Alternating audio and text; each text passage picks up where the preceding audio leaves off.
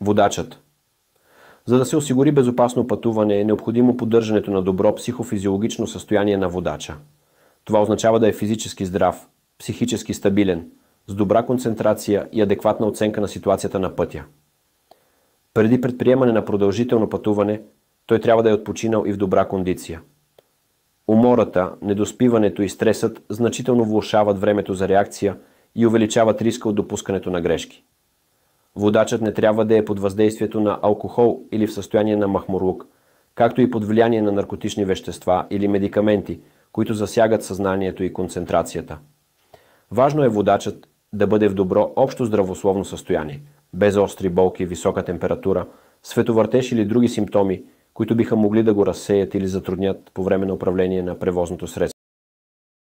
Отговорното отношение към собственото състояние е един от основните фактори за гарантиране на сигурно пътуване, както за водача, така и за всички останали участници в движението. Зебра. Обучение в движение.